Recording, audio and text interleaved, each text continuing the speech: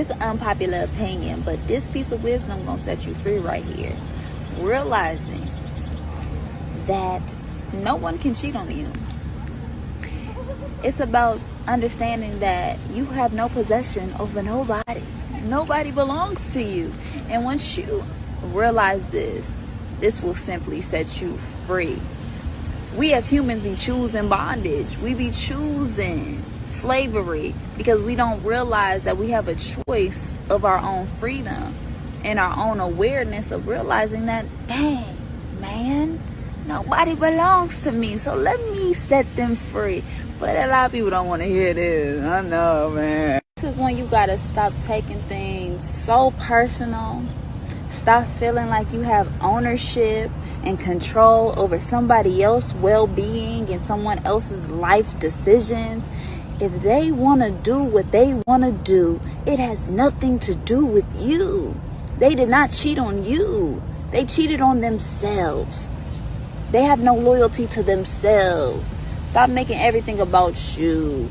This is them. This is their character, and they just exposed it to you. You can either deal with it, cry about it, pout about it, or move on with it. It's up to you, boo.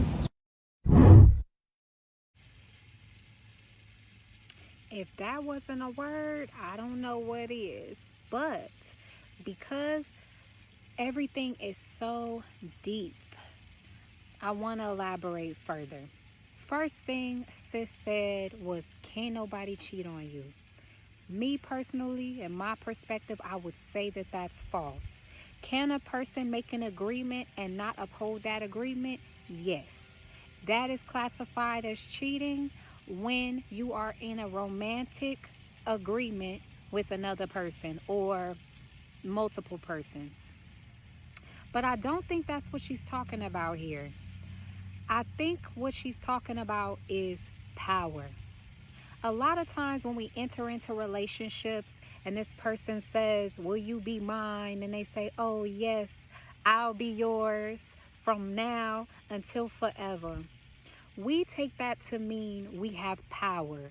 We have control.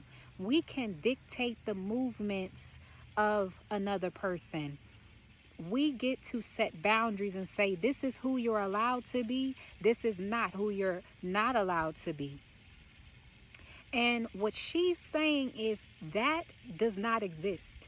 That is an illusion. The act of cheating is not an illusion, because if two people come into an agreement with each other and they say, I'm going to live by this, and you guys are in agreement and you go outside of that, that is breaking an agreement.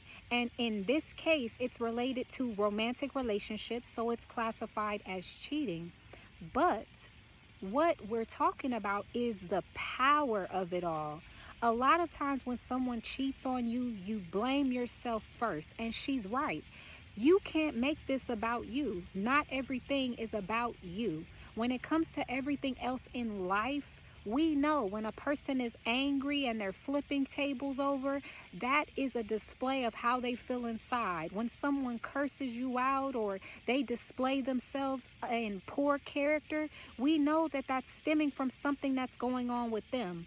But for whatever reason, when a person is unfaithful, when they step outside of a romantic agreement, we blame ourselves. We say, what have I done? Have I neglected you? And we take these things personally. So much so that we honestly think we can go into relationships and control the movements of our person to keep them faithful. That power that you think you have is in fact an illusion. You have no control. They're going to be who they are. They're going to display characteristics that they were raised to display or demonstrated to display. We are all a product of our environment. So the way we show faithful, the way we show loyal, the way we show respect, the way we show kindness is all as a result of where we are coming from, our pathology, our teachings. It doesn't mean love. It doesn't mean hate. It doesn't mean intellect. It doesn't mean insecurity. It doesn't mean